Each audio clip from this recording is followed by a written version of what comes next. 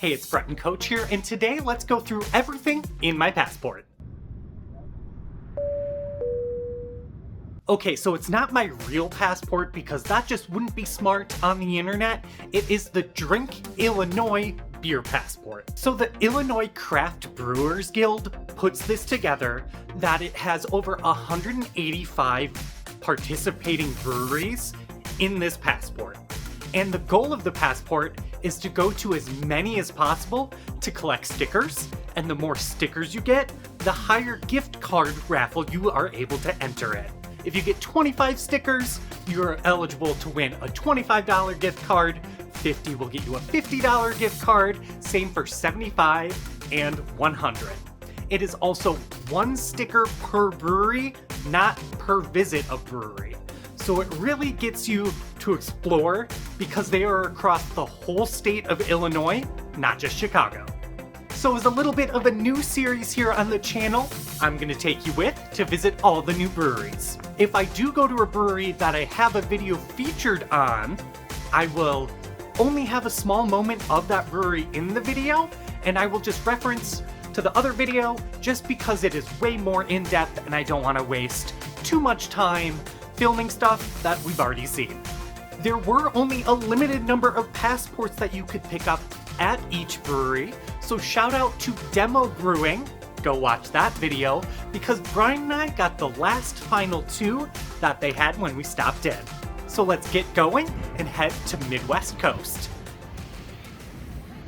And with Midwest Coast, what I did is went to the bartender and said, what's the most popular beer? This is West Town Brown, which is 5.3, and I believe it is a brown ale based on color and reading the sign.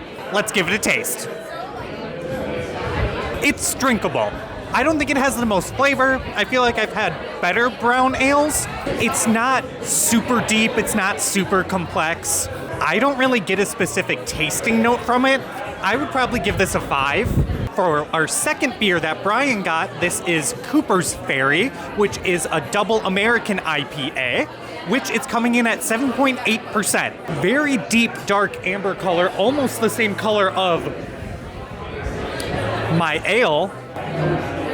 It's going to be really bitter, I can tell.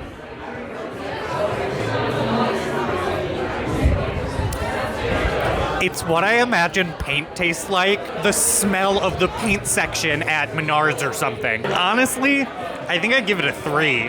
The West Town Brown. It's flavorful, not too strong, and like easy drinking. Not bad. I'd say maybe a 6. And the Cooper's Ferry, here we go. It is an IPA that I just am not a fan of. It's bitter, it's not floral or citrusy. It's like the opposite. Good flavor, but not my style. I'd probably say like a 3.5. While we may not like their beer a whole lot, I would say the patio makes up for it. So for our final round here, this is Fine and Shandy, which is a raspberry and lemon shandy, and it comes in at 2.5%. So hopefully this will be a little bit better than the previous two. Significantly better. It does drink closer to a lemonade than a beer. Nice tart, but still sweet from the raspberries. I enjoy this. They got their redemption. I'll give this a 7.5. And then this is Lakeshore Luau, which is a pineapple and guava sour, and it's coming in at 4.3 ABV. Not as flavorful as the previous one. It really got to my spit glands. It tastes good. I'd probably give it a 6. It's just not as strong as flavor as the previous. Here's my take on the Fine and Shandy. That raspberry really comes through good. It's quite sour. That's very good. I would give that a 7. And the Lakeshore Lua, this is the one I picked out. The guava taste definitely comes through more than the pineapple.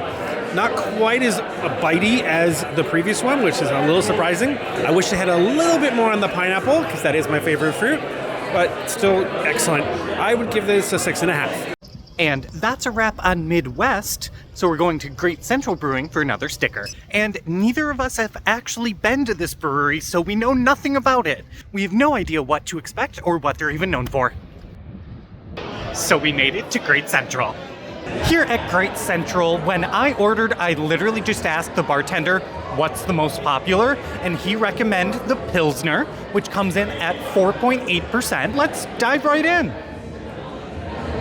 Beer flavored beer. Is it better than any of the big name Pilsners?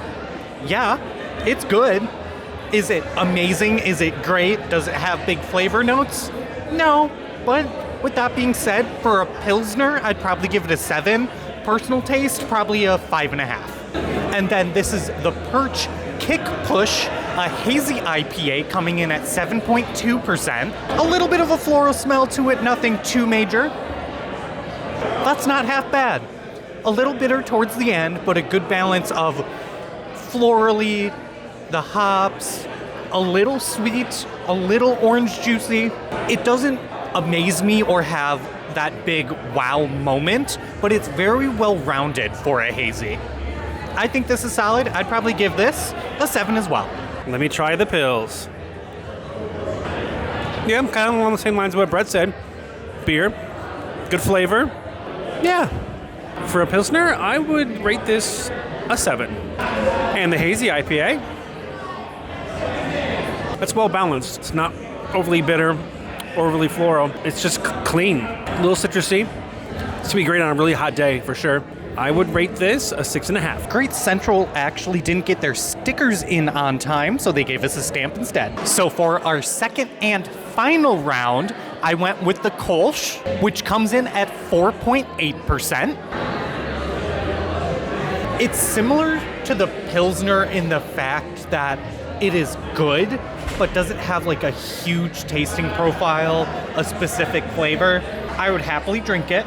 In the same vein as the Pilsner, personally, I would probably give this a 6.5 for just a plain Kolsch. Probably an 8. Brian, of course, went for the West Coast IPA, coming in at 6.5%. Smells like an IPA, so that's a success so far. I'm actually getting some sort of like peach or citrus notes from it. It's not overly bitter. It has a little bit of sweetness in the beginning, but then kind of mellows out overall. I think it drinks super clean. It's easy. It's not overbearing like a lot of IPAs can be with the hoppiness. I'd probably give this a 7.5.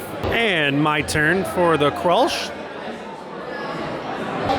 That classic Kolsch flavor certainly is very prominent, and it's right up front. I like it. Very drinkable. I think it's got great flavor. I would give it a 7. And my take on the West Coast IPA, it's not really hazy, unlike the one before, golden color, so it looks nice. There's a lot going on there, actually. I'm a little impressed. Yeah, it's sweet at the start, and then it gets hoppy, and then it gets bitter. I'm impressed with how layered that is. Well done. I'd give that an 8.